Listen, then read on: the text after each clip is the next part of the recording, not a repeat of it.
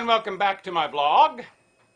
Chapter 3 of Laugh and Live by Douglas Fairbanks, Advantages of an Early Start, and I split it into two parts, so it's not so lengthy. This is part 1. It is the young man who has the best chance of winning. Then why shouldn't youthfulness be made a permanent asset? We have recovered from the idea of putting a man into a sanatorium just because a few gray hairs show themselves in his head. We should not ask him how old he is. We should ask, what can he do? The young man may have the advantage of years, but the older one has the advantage of experience and knowledge. Now, if this older man would carry along with him that spirit of youth which actuated his earlier activities, he would be prepared against incapacity. Our fate hangs on how we conduct ourselves in youth. The world has great need of the sober, thoughtful men above the 50 line. By right of experience and knowledge, they should become our leaders in the shaping of our policies. It is all a matter of how a man comes through mentally, physically, and spiritually.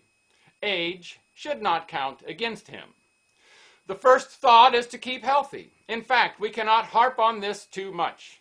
The second requirement is confidence in ourselves, without which our career is short-lived. Already we perceive that one must keep track of his inner self. This breeds confidence. The very fact that one stops to probe into that hidden land of thought shows that he is keeping tab on himself with a sharp eye. That's the stuff. We mustn't fool ourselves. The majority of failures come as a result of not being able to trust one's self. The moment we doubt or acknowledge that we cannot conquer a weakness, then we begin to go downhill. It is a subtle process.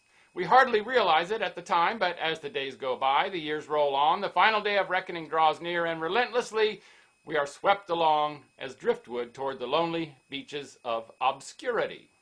And all because we lacked self-confidence. We did not realize it until it was too late. We were too busy with self-indulgence to struggle for success. Most of our troubles in later life started with failure to take hold of ourselves when we were young. It may be that we put off making our choice of something to do. If we had been companionable to ourselves, we might have thought out the proper course while taking long walks in pursuit of physical development. That would have been a fine time in which to fight out the whole problem. The time when optimism and the will to do are as natural as the laughter of a child or the song of a bird. That was the time when the world appeared roseate and beautiful, when success lay just beyond the turn of the road, when failure seemed something illusory and improbable. Then was the time to jump in with both feet and a big, hearty laugh to solve the problem of what to do and how to go about it. It is surprising how readily the world follows the individual with confidence. It is willing to believe in him, to furnish funds, to assist in any way within its power. And that is where the man with a smile is sure to win. For the man who smiles has confidence in himself. So long as we carry along with us our atmosphere of hearty goodwill and enthusiasm, we know no defeat. The man who is gloomy, taciturn, and lives in a world of doubt seldom achieves more than a bare living. There have been a few who have groaned their way through to a competence, but in proportion to that overwhelming number of souls who carry cheer through life, they are as nothing, mere drops in the bucket. If the truth were told, their success came probably through mere chance and nothing else. Such people are not the ones for us to endeavor to follow. We cannot afford to allow our visions to sour. Beginning early takes away timidity and builds for success while we are young enough to enjoy the benefits. Although it is never too late to start a cheerful life, we don't have to kill ourselves in the attempt.